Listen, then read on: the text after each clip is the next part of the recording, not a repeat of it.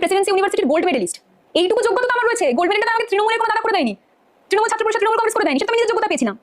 তা আজকে যখন আমি এইটুকু যোগ্যতা অর্জন করেছি, তার মানে নিশ্চয়ই আমার কিছু না কিছু করে খাওয়ার মতো পরিধি রয়েছে বা উপায় রয়েছে। 21শে জুলাই পরবর্তী ক্ষেত্রে আমার হয়তো এই যোগ্যতাটা অনেকের কাছে ঈর্ষার কারণ বলবো, ঈর্ষার কারণ আমার বলা হয়তো ঠিক হবে না। অনেকের কাছে মনে হয়েছিল মেয়ে তো এক্ষুনি একটা এমন কিছু দেবো না, এক্ষুনি বসে যাবে।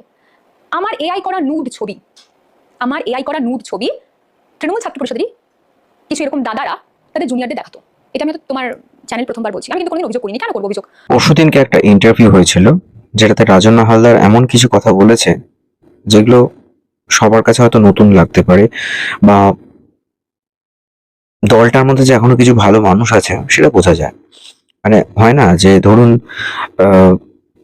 প্রত্যেকটা কাজের ক্ষেত্রেই, মানে আমি আমাদের প্রত্যেকের জীবনের কথা বলছি, যে সবাই যে সবসময় আপনার প্রশংসা করবে তা নয়, আপনার ড্রব্যাকও খুঁজে বার করার চেষ্টা করবে। আপনি আর এটা খুঁত, ওটা খুঁত, সেটা খুঁত। কিন্তু বর্তমান সময়ে যেটা দেখা যাচ্ছে যে এই লাস্ট গত বছর থেকে 2024-এর যে আরজিকর ইস্যুটা হলো, তারপর থেকে মেয়েদের নিরাপত্তা নিয়ে একটা বড় রকম প্রশ্নচিহ্ন কিন্তু রয়েছে স্টিল নাও।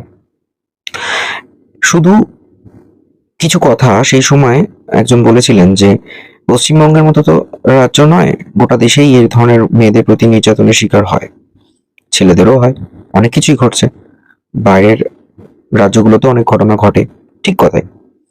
কিন্তু যে দল ক্ষমতায় রয়েছে সেই দলের একজন নেত্রী, যুব নেত্রী, তিনি যদি বলেন যে তার এআই বেস করা কিছু নিউড পিক সেই দলেরই কিছু ছাত্র নেতাদের কাছে রয়েছে, জুনিয়রদের দেখায় যে দেখেছিস এই ধরনের কিছু মন্তব্য তিনি করেছেন, সেটা আপনারা দেখেছেন বা অনেকেই জানেন সেটা, তাহলে কি দাঁড়ায় ব্যাপারটা?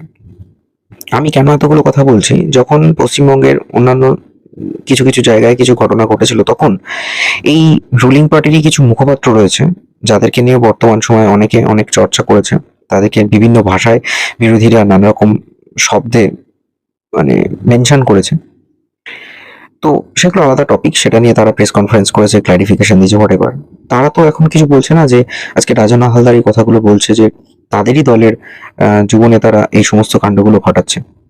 যে রাজ্যের মুখ্যমন্ত্রী একজন মহিলা, যিনি মহিলাদের ক্ষমতায়নের জন্য লক্ষ্মী ভান্ডার, কন্যাশ্রীর মতো প্রকল্প এনে রেখেছে, যেটা বাইরের ইন্টারন্যাশনালি অ্যাকসেপ্টেড হয়েছে, অ্যাফিলিয়েশন পেয়েছে, অ্যাপ্রিসিয়েশন পেয়েছে, অনেক কিছু ঘটেছে, ইন্টারন্যাশনালি ইউএন থেকে প্রাইজ পর্যন্ত পেয়েছে, সেই রাজ্যের যুবনেত্রী যদি এই কথাগুলো বলে, তাহলে ব্যাপারটা কি দাঁড়ায়? মানে আমি শুধু জানতে চাই যে, নাম করছি না, কিছু নেতা রয়েছেন, আরো কিছু মানে কাগজের এডিটর ছিলেন,